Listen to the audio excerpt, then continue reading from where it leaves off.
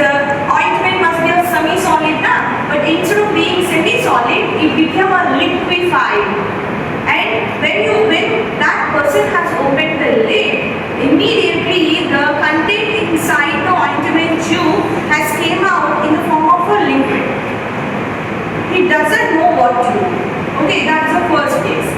Second case, what had happened is he applied that ointment, another ointment. Okay, so after few days, after 1 month of application on the skin, he had experienced some kind of red patches. Okay, so he have applied as a moisturizer or something like, or coolant effect or for infection. But after some days, what had happened, it formed like a ring, a reddish colored patch. This is the 2 case studies. One is watery, that means semi-solid become a liquid, and also one more I told that is after application it showed some side effect, that is redness of the skin. Okay, you guys tell me how you crack this case study and what are your opinions and what do you think about this case study? What might have happened during the formulation?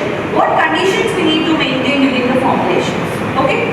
Good morning everyone. So I have came with a case study on sulfur ointment that has caused irritation in the patient's skin. So generally why we use sulfur ointments on skin is to treat diseases like scabies and acne. So what the patient has done is he has applied the sulfur ointment on the skin, and after application he have came to know that it has caused a reddish or whitish color rash in his skin. So to prevent this, what the patient should do is he should wash his hand immediately with soap and water. And the second thing is he should avoid using the cream after it has caused irritation. The third thing, the concentration might have been more. And what he have to do is you have to consult a doctor if the irritation or the rash have become more severe.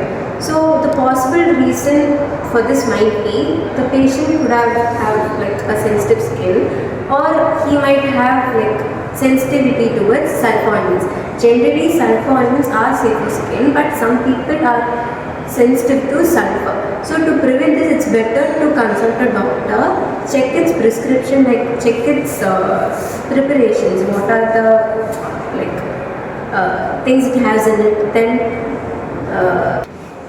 then check for its proper formulation, then do a patch test, any patch test. So whenever you are getting the ointment, it's always better to do a patch test. So patch test, what it means, to take a little amount of the cream and apply it in your area and wait for 10 to 5 minutes and wait for any reactions caused. So if any any reaction that has never taken place over there, that means the cream is safe to use. Or if you feel like any burning sensation or irritation on the skin, it's better to avoid that ointment and consult the doctor. Thank you. Possible causes of spillage. Spillage may occur due to improper closing of the container, overfilling or using a loose cap. Soft consistency of the ointment or exposure to high temperature can also cause leakage during transport. Formulation related factors. Sulfur ointment is prepared using the oleaginous bases like soft paraffin. If the preparation of soft paraffin is high and hard paraffin is low, the ointment becomes too soft and lost stability. Packaging related factors. Ointment should be packed in well closed, leak-proof containers such as wide mouth jar or collapsible tube. Defective ointments or improper sealing can result in leakage and contamination. Professional responsibility of the pharmacist. The pharmacist must ensure proper preparation, correct consistency and suitable packaging before dispensing. The container must be tightly sealed, labeled properly and checked for any leakage. Preventive and corrective measures. Adjust the base composition to obtain the proper stiffness and avoid overfilling the container. Advise the patient to store the ointment in cool place and keep the lid tightly and closed after use. Thank you.